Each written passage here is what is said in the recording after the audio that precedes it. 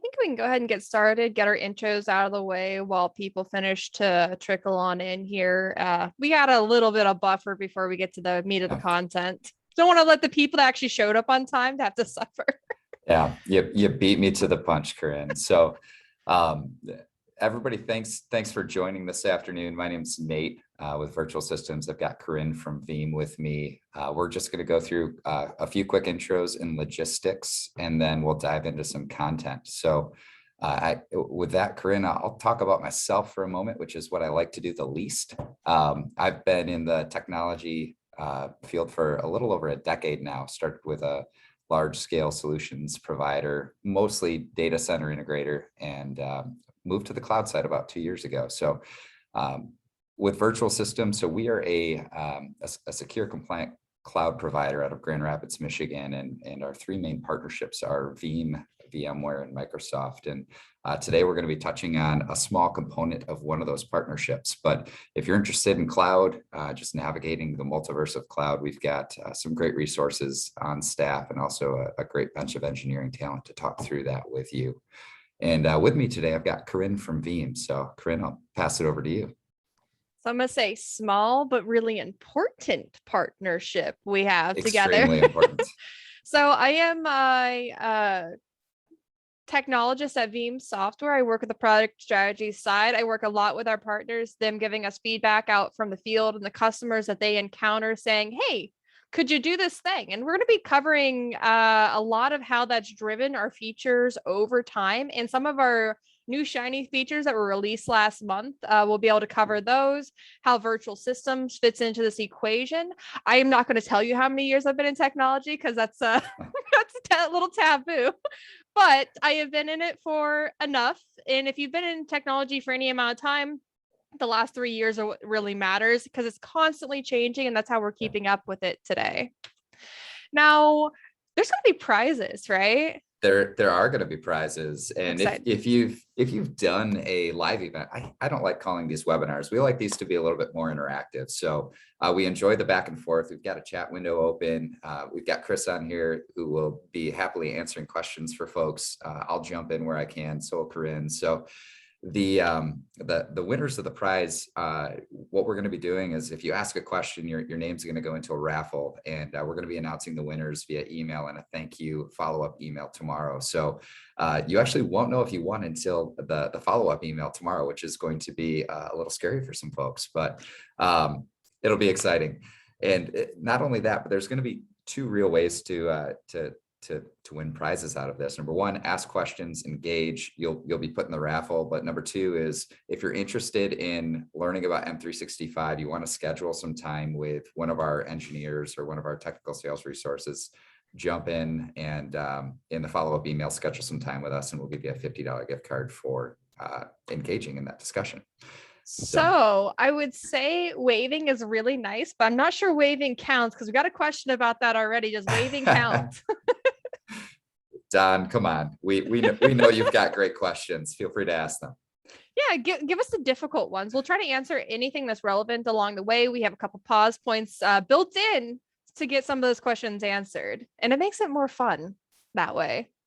It sure does. It sure does. Let's get to that agenda.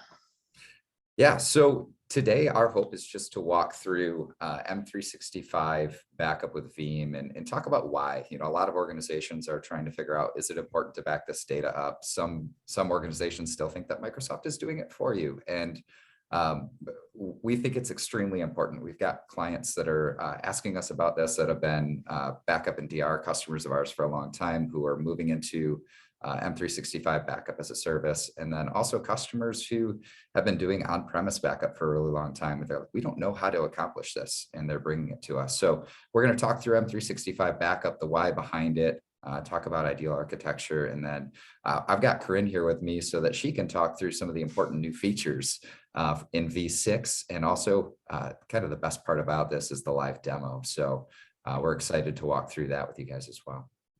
So one of my favorite things from doing virtual webinars now has been everyone is already posting a chat where they're from to post it out there. I'm in Ohio right now, just to say, yeah, we're everywhere. Where are you at, Nate? I'm in Grand Rapids, Michigan. So that the same place Chris is at, or It he's is, somewhere yeah. else? Yeah, okay. He's in the room next to me. So we got some Michigan love in the chat too. Awesome. Go green, go white. Sorry, have to do it. So let's get right into the meat here, which is giving some tips on what to look for when you're looking for a backup solution. Sometimes it's not even the question of, do I need backup? It's, okay, I've been convinced. Now, what do I need to look for? What do I need to ask? What are the right questions? And that's what we're going to kind of dive into to start with, which is going to be having control over the scope. And yes, I know some of these go from bright to dark, and it looks like I'm in a cave to being all right and lit up here, but if you can stay with us, we got the scope is important. Being able to have a dynamic scope, which is something Veeam has pushed to have over time. All of our backup policies, you can go based on individual users, the components tied to those users like OneDrive or SharePoint, or even just their Exchange, main mailbox, their archival mailbox. Being able to select individual teams and sites, being able to dynamically create scopes. So using Microsoft 365 groups. I know I manage my organization, and I know what type of users are in what type of groups in order to create like managed privileged domains. I can use those same groups to create different policies within the backup software in order to make sure they're in line with maybe tier 1, tier 2, tier 3. Maybe you got the C-level execs coming up like every hour. When you do maybe general support is daily, because that's all that's required based off of your policies. Then having the ability to select those groups, but maybe there's one account in there that you want to exclude from this particular job, you're able to dynamically exclude either by Microsoft 365 groups. I have one Microsoft 365 group in my organization that is exclude from backup. No matter what job I create, I put exclude from backup in there so that I know it's not going to get backed up. It's this massive site that I have just junk data going to. I know I've opened it up to people to put like music and pictures and files. So you have a place to put that instead of putting it on your main domain to like share back and forth. And I've excluded that just dynamically by adding it to that group, and all my jobs automatically exclude it no matter what I select as a scope.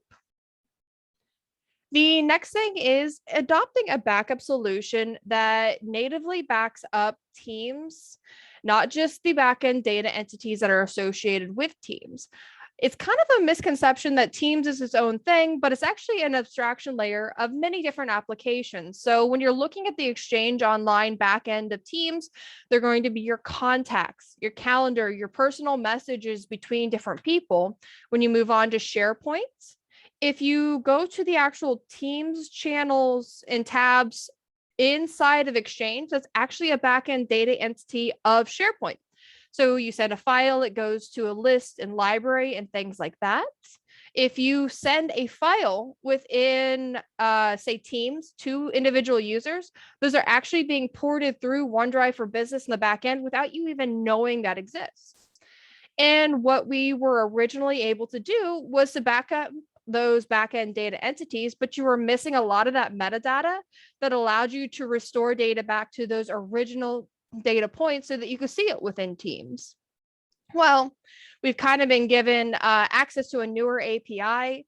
By newer, this is a 2-year-old technology that we implemented in our last release cycle, was to make sure you're able to back up the metadata from Teams so you can restore back to the Teams environment. The next thing is making sure that you can keep your SLAs. Not all backup software is really made the same in the way that they're able to use auxiliary backup accounts to achieve higher efficiencies for OneDrive and SharePoint documents, because they have a throttling metric on the back end. This throttling metric prevents like DDoS types of attacks happening to a server where they lose all clients and all organizations access to those hosts, which it makes sense. But when you're trying to do a backup, you want to get in, get out as fast as humanly possible. We've implemented things like applications and user accounts for additional processing, which we call backup auxiliary accounts, to help you meet those recovery point objectives. Then the restoration process, making sure you have a data type that's being backed up, you can get your data back to the production environment. Again, as fast as humanly possible, because generally backup administrator is not your day job. I have met very few people that don't wear several other hats and they have to worry about, okay, I got to do another restore. It's Monday morning. I know there's going to be at least 6 sitting in my mailbox. Well, making sure you're able to do that as quickly as possible so you can, go put out all the other fires that are your Monday fires. Then having different ways to record or different ways to restore your data back, not just to the original environment, not just overwriting files, but restoration in a data format that makes sense to your business, this applications that you're working with. Whenever we do exchange restores, we do back to the original location, but our export files are actually in like MSG and PST files, which are the native formats that you would expect when looking at these backend data entities. Now, it's not just important to be able to get your data back to your end user. Nate's going to cover how they can help you with those pesky like compliance and e-discovery processes that you also have to comply with most regulatory businesses. Yeah, and part of what we hang our hat on here is, I mentioned at the beginning, as being a secure and compliant cloud provider, and we leverage Veeam for a lot of how we do that around backups. And for different organizations, they have different retention policies depending on what regulatory compliance they have to adhere to. So we've got organizations, we actually spoke to one about 2 weeks ago, that has to keep data for 15 years. And that's all data. So trying to figure out a way to be able to walk alongside these companies as a service provider to make sure that they have the data they have the data available, but also recoverable, is extremely important to us as a service provider. So when I look at this, we can walk through this with you in these 4 ways. But I think the most important part here is leveraging your service provider, hopefully virtual systems, and not putting yourself on an island when it comes to meeting some of these compliance or regulatory compliance needs that you have for keeping data or data retention. So a lot of regulations I see around compliance isn't just being able to restore data from the most current restore point, but being able to prove from different points in time that you're able to restore that data. Are you able to search across your entire organization, or do you have to pull up each individual mailbox, each individual OneDrive in order to be able to find your data? And that's something that we've put a lot of thought into, is our advanced search options, which are through our Explorers. Fun fact about our Explorers is they were not originally deployed with a Microsoft 365 backup suite, but our on-premises backup solution, which we spent years before anyone is even thinking about Microsoft 365, adopting Microsoft 365, or even backing up Microsoft 365. We were perfecting these Explorers for all of these e-discovery processes to be the most easy to restore without having to be an application administrator. You do not need to know how SharePoint works on the back end in order to search and restore data, which is incredible because I can't do SharePoint. And it's a glorified file explorer now to try to restore, but if I had to know SharePoint, I would not be able to do this. Yeah, we'd both be in trouble. So this next section is about what businesses are still unprotected. And this is something that we have a couple statistics on. It's called our data protection report.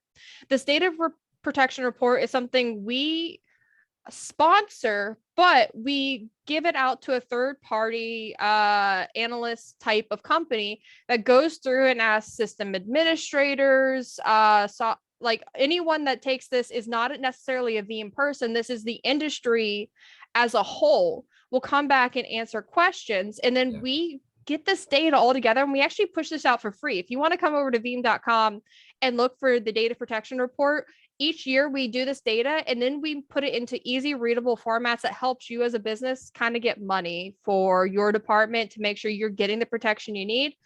It helps like translate. Not all of us know how to speak tech and human, and then analysts, and then business is a whole other entity. And this report helps with that. This data we have right here is all about what we were seeing as a trend from 2020 to 2021 about who's backing up or who's not backing up, who's using active native features as their backup. And it's still scary to see any percentage in this far right column that they're not actively backing up Microsoft 365, because we ask another question in this report. which is what type of data have you actually experienced as data loss in your infrastructure? And these are all the software as a service administrators and backup admins, because we ask you what your job type is. And if you look, they're starting to agree. The backup administrators and the SaaS administrators that probably wear these same hats are saying they're getting accidental deletion, they're getting cybersecurity, malicious or internal threats. You don't want to think this is going to happen to you, but it does happen, unfortunately. And that's kind of where we built our 7 reasons why off of.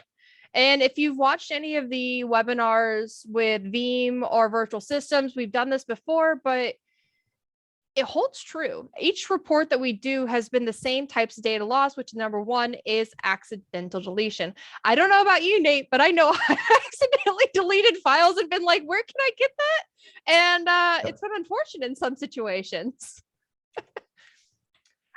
Retention policy gaps and confusions. There are some confusions around what like a retention label in Microsoft 365 is, which is more towards the e-discovery process. That's not for restoration back to production type of environments. The next 2 points I actually see as the same side or 2 different sides of the same coin. A administrator's worst nightmare is going to be, of course, ransomware. But a company's worst nightmare is going to be a rogue administrator. Having these types of threats or 2 different types of threats that have just as much impact on your environment. Legal and compliance, we just covered that there are definitely legal and compliance regulations out there that you need to be aware of. And it's not necessarily your job to keep track of that, but getting the stakeholders involved, whose job it is to make sure you're meeting those compliance, and the backup administrator is making sure you're able to satisfy those compliance needs. It's not just GDPR. And Karinne, I'll hop in there too. We're seeing just a growing number of organizations coming to us that have to adhere to cybersecurity insurance policies that require M365 backup. And they're saying, hey, we've got a month and a half before they won't write our policy anymore. So can you help us? So really similar to legal and compliance, we're just getting a growing number. We've probably had 6 or 7 of those discussions in the past quarter. I have had a lot of conversations around that cybersecurity insurance just in the last year and a half. The insurance people, they don't want to pay out as much as humanly possible. And if they can just say, you didn't have a backup, sorry. Well, you didn't have a backup, sorry. It's kind of the conversation. They'll send in an audit. And what most people don't realize is cybersecurity doesn't pay that day. You pay the ransomware, the malicious actor, then they come in and do an audit of your business. And if you fail that audit, which could be as simple as you didn't have a restore separation and privileges, they're not going to pay you back for all of that you just paid forward. Scary. I'm managing. Managing hybrid deployments and migrations. I've known Microsoft's gotten a little better at that over the year, but there's about 6 different ways to migrate your data. I am a big proponent of, we're not going to necessarily migrate it for you, but having a backup on both sides is beneficial in that type of migration. Sometimes it's as simple as attachments don't get migrated over, or there's a disassociation with the primary account on your on-premises environment to your target environment in the cloud. And now you're trying to match mailboxes to IDs, and it's just a nightmare when you could have a solution that migrates proper or be able to restore both sides properly, which we're able to handle. The last point that we have here is actually about that team's data structure. We covered a little earlier that it's not a self-contained application. So understanding how Teams works on the back end is sometimes as crucial as how you get that data back. Even working on the Microsoft Teams side, I am a Microsoft 365 specialist from the Veeam side, and I work in that environment, not just in Veeam's environment, but in that environment. Even sometimes I'm baffled on how I get data back from those entities, because it was backed up or it was used from Teams doesn't mean it wasn't actually Planner's back end, and getting that data from Planners where you really have to go. And we got the comparing capabilities. So we made this off of Microsoft shared responsibility model. if you're not familiar with that model, definitely look it up. This is something that they put out there as a chart that is a segmentation of shared responsibilities between a cloud provider relationship to the customer relationship on infrastructure as a service, platform as a service, software as a service. This data point chart we've made right here is actually off of the software as a service side. So the relationship, they're of course responsible for the redundancy on the underlying storage. They're responsible for the platform updates and security updates, and they're responsible for the access server. So they need to be available for you to authenticate to get your data. But that's where the kind of pie cuts off right there. So they are saying that you have ability to store data and you have this tunnel to get into your data. But if anyone else gains access, whether malicious outside or internal threat, through that tunnel to modify data, whether it's deletion, encryption, modification of any kind, Microsoft's not responsible for a compromised account, which gets us to they don't if they delete archives, they're not responsible for it. If they change litigation holds, that takes you out of compliance. Microsoft's not responsible for that. And that's kind of that conversation of, yes, they do replicate your data across data centers, but they're going to be really nice and make sure it's completely up to date in case they need to fail over, which means if something's deleted from the primary, automatically replicated over to that secondary site, courtesy. I feel like you have something to say about that, Nate.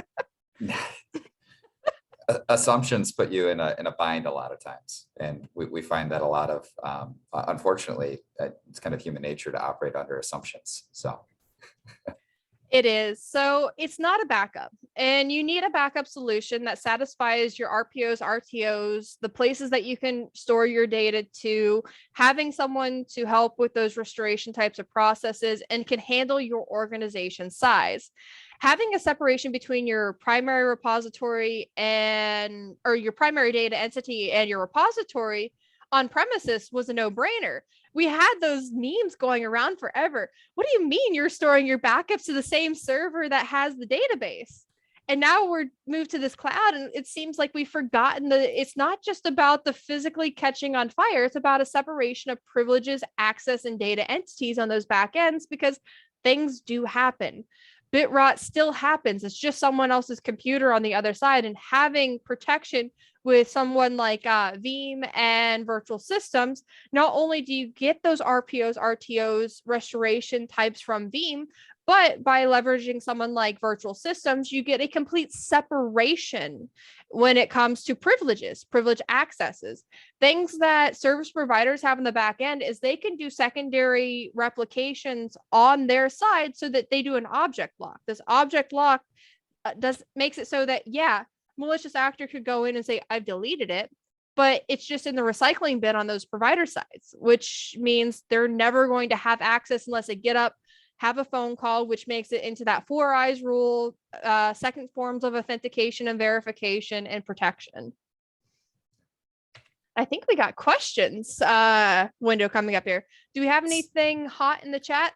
I think the majority of the questions have been answered by Chris. So I do want to reiterate, if you ask questions, your name will be put in a drawing for the grand prize. So ask questions if you have them. But it looks like most of them have been answered. So we did just get a question that came up. Who stores all of the data for the backups? Is it Veeam or is it us? And by us, I assume they're meaning their company. And that's actually the beauty of working with some of our service providers. They offer storage as a service. Yep. And that's one of the biggest things I think you guys provide is storage as a service. And we'll kind of show this architected out on a later slide, but they're able to do it off of, you don't have to worry about the footprint on your side in order to get the software and software as a service on the other side. You have something to add to that, Nate? Yeah, I would say you said it really well. I mean, a lot of organizations are going through the process of, do we do this on premise? Do we do this with a cloud service provider? And with our ability to tap into some of the cloud object storage that we have, we can do it at such a low cost that it's really hard for organizations to justify putting an on-site repository for M365 backup. So it's an architecture discussion. There's, what I would call break-even points depending on the size of the organization, the mailboxes, the total data. But if you're curious about that, sales@vsystems.com, shoot us an email. We'd be happy to talk through it with you. So let's get through some of those new features. So version 6, and this is coming back to, we listen to what our service providers ask. We listen to our customers, and without fail, every webinar I was on was asking, when are we going to have a self-service portal? When are we going to have backup copy? Same thing happened with our previous version, which was, do you guys support Microsoft Teams? Which means we really listened to it. Now we've got Microsoft Teams, we've got self-service portal, and we have backup copy offered within the software. And I have this suspicion that we're going to have something around immutability, because without fail, every webinar that I'm on is the first thing that they ask with this product is immutability going to be supported. And I can't say for sure, but I will say it officially came out of preview support with Microsoft, which is what we were waiting for to make sure we could offer it to our Microsoft backend here. Now let's take a look at how the infrastructure's kind of changed and how you guys still very much fit into the relationship. Yeah, so I'll jump in here. This is just a high level visualization of two different types of architecture, right? On the left-hand side, you'll see the either virtual systems portal, or we can do it on your infrastructure to set up the M365 portal. But with the backup, we've got the ability to, again, leverage some of our object storage partners to be able to go out and connect your Microsoft domain to it and be able to start backing up that data just cloud to cloud. And what that does for our clients is it creates an extremely functional solution. So from an architecture standpoint, there's really little overhead for both you and for virtual systems. But at the end of the day, what ends up happening is we provide an opportunity for you to have your data protected at an extremely reasonable price point and be able to keep retention to help you meet, again, regulatory or compliance needs based off of whatever you have to adhere to. There's a couple of different ways to slice this up and look at it. This is just a brief overview or example of a high level architecture. Every organization is a little different. I was telling Karinne before we hopped on here for the webinar itself, Microsoft 365 backup is for everyone. We support organizations from 2 users all the way up to 20,000 users for Microsoft 365 cloud backup. And honestly, a lot of the larger organizations are doing it because they've got compliance needs. And a lot of the smaller organizations are doing it for the same reason, and also protection. So when you look at this, if you're asking yourself, well, am I large enough to need this backup, or is this important to me? There's going to be potentially a little bit of nuance depending on the organization, what exactly your needs are. But for the most part, this architecture stays intact. We connect to your tenant, we back it up to virtual systems object storage, and we create a way for you to be able to back up and restore your data and have control over your own data. And that didn't stop with the previous version. There's some specific enhancements that you have around this now with version 6. Yeah, and honestly, one of the things that we love about V6 is that self-service portal. You talk about listening to your service providers, having the opportunity for, it used to be, hey, we'd get a ticket and hey, can you help us with this restore? Or can you help us, pull this file back from 2 years ago, or this inbox? And what this allows us to do is work with our clients, with the organizations that we work with, to create controls around who can access the data, who can go restore data, who can pull data back. But it makes it so that it's easier for organizations to do that without the added step of maybe submitting a help desk ticket to a service provider. So extremely excited about that. And then the backup copy job features just, it's not that before this didn't support or adhere to the 3-2-1 rule, but it does now give you that 3-2-1 rule in the cloud per se. with your M365 data, because you can back it up normally, and then you can throw a copy to another object here at a different location through virtual systems. We've got the ability to do that for you. So it's extremely exciting for us to be able to take these enhancements to the Veeam platform, bring them to our customers and say, hey, here's some ways that we can help you out where maybe you weren't able to accomplish this level of control, this level of access, or this level of protection in the past. Well said. Now we're going to dive a little deeper into the technologies that were released, a little bit why we've implemented these beyond the scope that Nate covered here.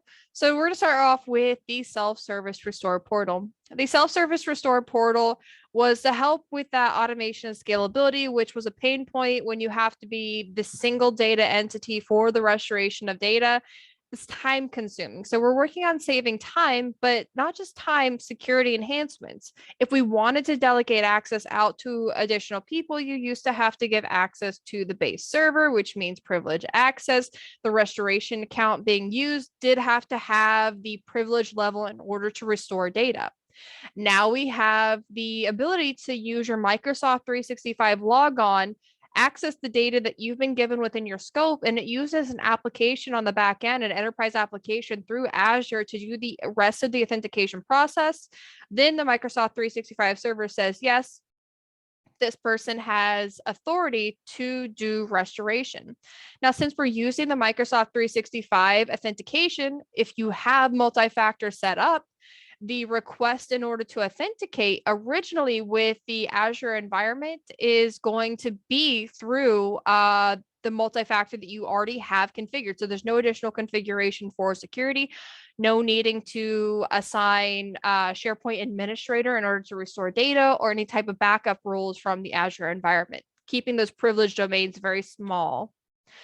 The self-service restore portal is going to divide the provision or the permissions. So you can have something called restore operators, which we'll take a little closer look in the solution section, and self-service restore. So if you open up self-service restore, someone could restore their own data without accessing anyone else's data in the infrastructure. Plus, whenever we do restoration processes, you're not gaining additional access to export, exfiltrate any of that data, only restore operations to kind of as from backup to environment. So you can restore to new locations, but those new locations are within that same domain. So it can only be restored back to the SharePoint site. It can't be opened up. It can't be exported from this console. So taking a look at the solution, what it did for us. So it's given us now 45 different ways to be able to restore data between the restore operator roles, the previous restore capabilities through our explorers that allows for those granular searches, the ability to export as native files and formats. Prime example again is the Exchange has the PST and the MSG file possibilities. When you look over at SharePoint, you're looking at documents, lists, and libraries. Things that you expect when running into these data entities. All right, so the first kind of configuration we have here, which is going to be the self-service restore. Self-service restore means that we open it up when anyone signs into a URL that we've given out. That URL will authenticate with Microsoft, and the Microsoft environment will be, okay, sign in, password, text message, or phone call that you required. Once you've authenticated, it'll go to the Microsoft server and say everything that is associated with this UUID for this user that just authenticated, give them access to be able to restore from the most current point in time, which is Exchange, SharePoint, and OneDrive for individual users. Now, this is probably going to satisfy a lot of requests out there, but we also realize and understand not everyone has necessarily technical capability in order to be like, okay, so how do I do this again? I need a chart. Well, you have the ability to then have what we call restore operator roles, where you take a specific user account and say, hey, this person is going to have access to this shared SharePoint sites, maybe all shared SharePoint sites, and he's going to be the SharePoint restore guy, where you're able to give this off to like a help desk. If you give help desk access to certain levels of users, they're not going to be able to exfiltrate that data, but run restore operations on behalf of other users by authenticating the same way. And when it relays back to the backup server, it'll say this specific user not only has access to their own data, but has access to perform restore operations for these other contents and sites, giving Exchange, OneDrive for Business, SharePoint, and shared SharePoint sites that aren't necessarily tagged to individual users. So a little bit more of the high level how this works. The user accesses the server, does the Microsoft authentication here. Then it uses the RESTful APIs from Veeam to authenticate, okay, and sends out a list of what you're able to do, what you're granted to do as a restore operation, and it could just be your self-service. Did you have anything to add to that section or questions of that section? It's a lot to cover. I did not. It looks like there were some questions flowing through. So, okay. So the next feature we're going to cover here is the backup copy to low-cost object storage. This was requested pretty highly for just a separation, the 3-2-1 rule. I actually wrote a white paper on all the ways that you could turn around and try to figure out how to create a 3-2-1 rule because it didn't happen natively necessarily within the software itself.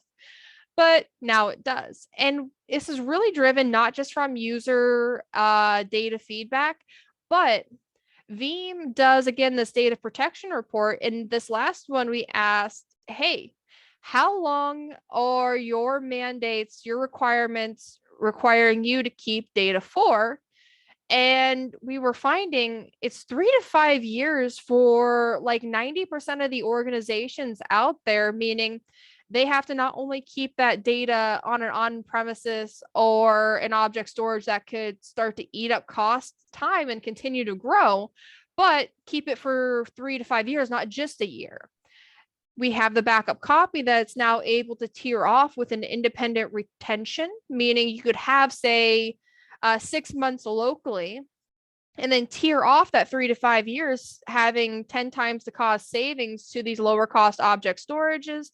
And they're lower cost because a lot of them get powered off. They're not even able to be accessed. They do take longer to pull back, but most data you're going to have to restore is within that 6-month window anyways.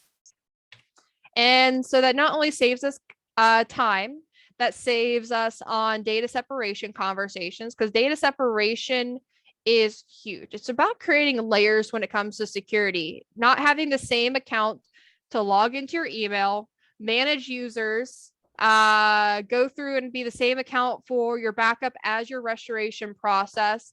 This could be a completely separate account like virtual systems from your even management administrative domain. No one from your company can alter this data. No compromised account from your company can modify this data when you're able to do this hard data separation from primary data sets.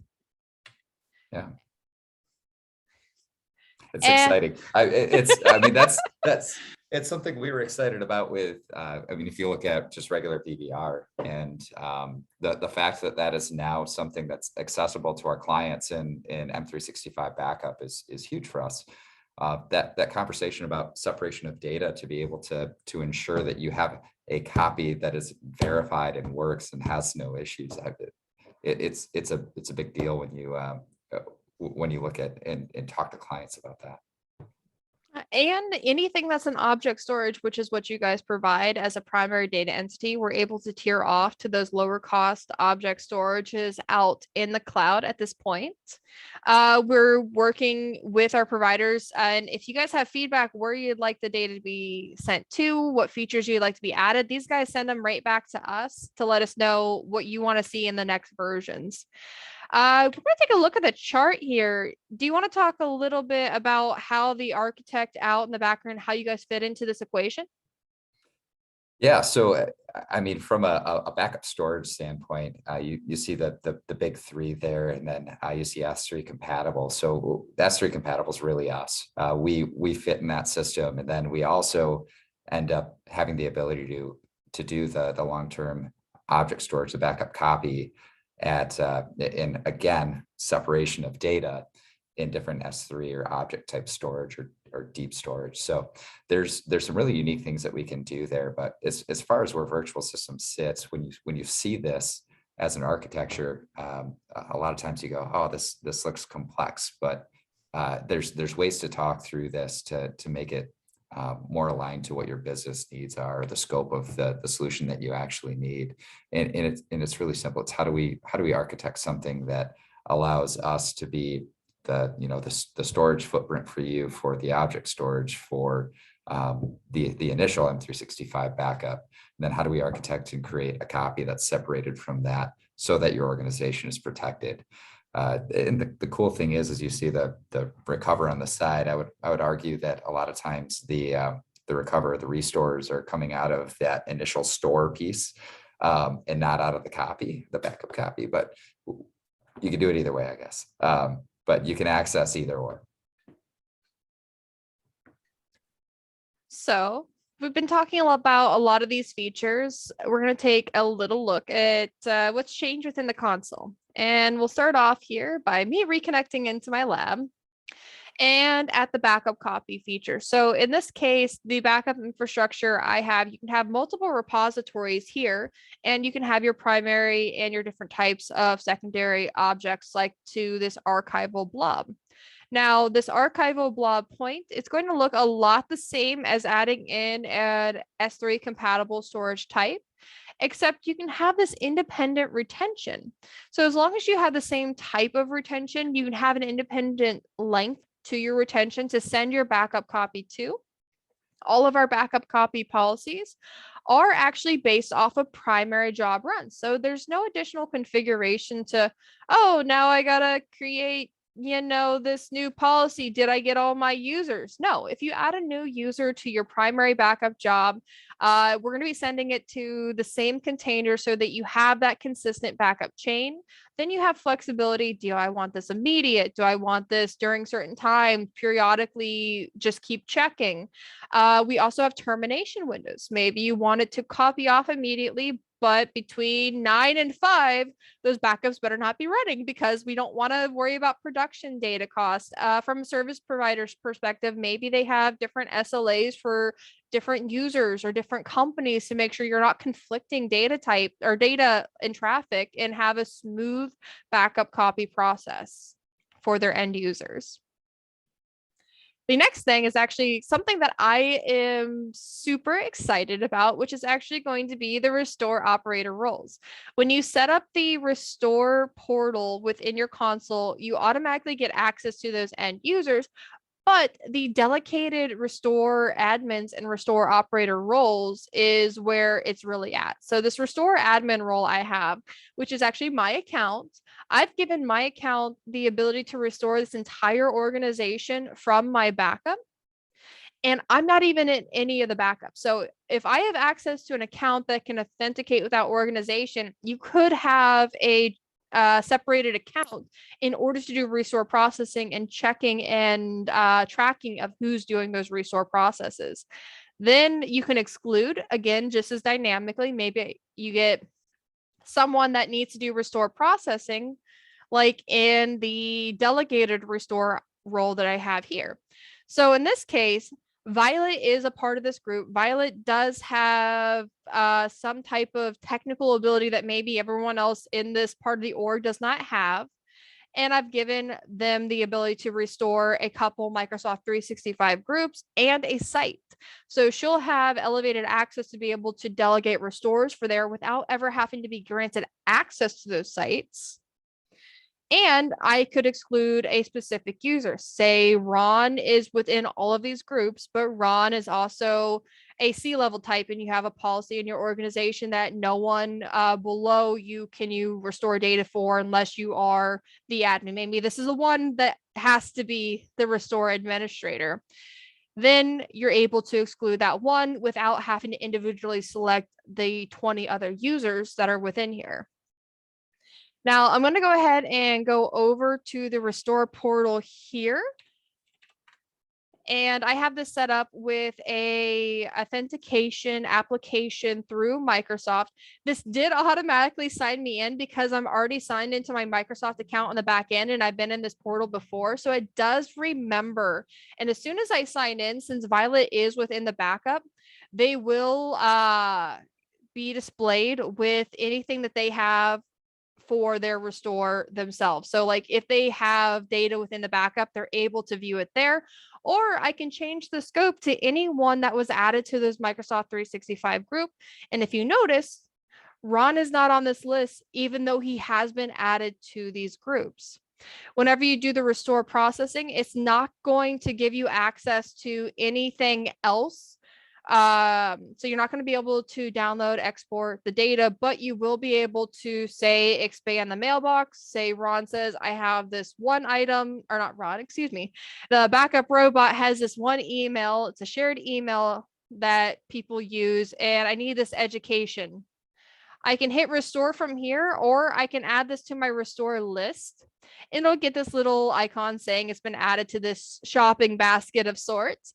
I can come over to this restore list and then finish the restore process here after I found all of those items. And if you'll see, I can say restore to new location. This new location is a folder within that same email box, not someone else's email box. So you're not, again, worried about losing data in that process. And we'll restore it back to the original location. You can require to put in reasons as part of a policy. And whenever they restore, it'll show up within the backup console stating what reason that was done beyond. Maybe you say help desk. Each of you have access to everyone's mailboxes, but if we find you do a restore process and you don't put a case number, we're going to have a conversation. You shouldn't be restoring data without a case number behind you. You shouldn't be doing improv to do a tracking of your work.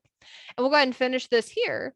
And now this is going to take from my object storage backup processing from my primary object storage and restore back. And before I can even finish here, it was already done. This email is back to that account. It'll tell you that it's been successful. You can have little toggles to see maybe if you did a list of items, some of them were not successful. Maybe the item is being axed by SharePoint and SharePoint was having one of its SharePoint moments where you're not able to restore back to that exact file. Maybe you needed to restore to a new location, so it does a copy of next to it.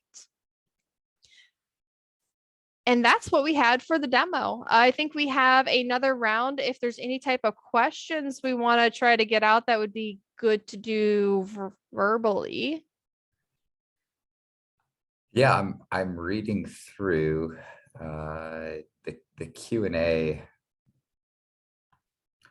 So Justin asked a pretty good question in the chat, not in the Q&A, basically stating Microsoft provides short-term backup. So the solution is long-term data backup and recovery that begins once the short-term time frame Microsoft provide ends, or is it a replacement entirely to what Microsoft short-term backup solution is? So Microsoft has first and second stage recycling bin features. And there are, say, the first stage recycling bin and second stage recycling bin for SharePoint. It doesn't have a way to be able to search files. You can go into those for a first stage as an end user to be able to try to recover stuff within the 93-day window. But if it deletes from there and goes to a second stage recycling bin, you actually have to be a SharePoint administrator in order to access and restore that data. So it depends on what your use cases are. Anyone that is a basic user could delete from the production data and from the first stage recycling bin, which means then it becomes an IT problem if you have shared data entities. So the conversation is both. You can rely on some of the native features like versioning and recycling bin, but that's the same way of me saying I have a recycling bin on my desktop. That file's okay if I delete it right now. It depends on your policies. Yeah. Thanks for handling that one. And we've gotten a couple of questions too about licensing. And I know there's different ways to do this, but from a VCSP standpoint, so we're a Veeam cloud service provider. We are a stone's throw away from platinum, which is extremely exciting for us.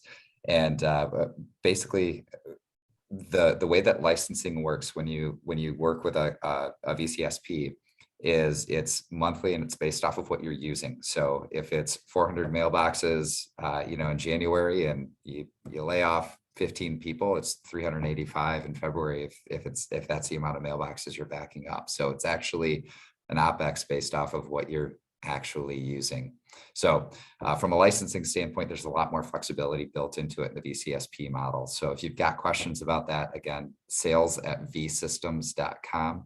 And that's V as in virtual, and that V is in, my V's and my B's sound the same. So I'm sorry. So if you haven't asked any questions, you have about another 90 seconds here to get a question out if you want to be part of this raffle. Granted, good questions. Yes. Any other last minute questions? While we're waiting for a question to come through, I'll just a subtle reminder, 2 ways to make money after the event too is 1, schedule a time to talk through M365 architecture with us, what you're doing today, or what you may not be doing today, and how to do it properly in the future. And then the other is we've actually got a free trial, and it looks like Chris just posted it potentially in the. He did. It looks like you just posted it to hosts and panelists though, Chris. So if you go down to 2 and you select everyone, repost that. There's a free trial for that. I believe it's capped at, I believe it's capped at 50 users. So if you complete a 30-day free trial of our M365 backup solution, you'll be eligible for a $50 gift card that way as well. So would love to walk through that architecture with you. I'm not seeing any additional questions. And I believe that was the last slide. So, that is the last slide. I do appreciate everyone coming and listening to us talk. I always have a ton of fun when I get on with partners, especially with virtual systems here. It's been a lot of fun. Yeah. Thanks for joining us, Karinne, and everybody who joined the webinar today. We're grateful for you taking some time out of your day and look forward to opportunities to help you walk through this journey with Veeam. Thanks, everybody. And virtual systems. And virtual systems. Thanks. Bye. Thanks.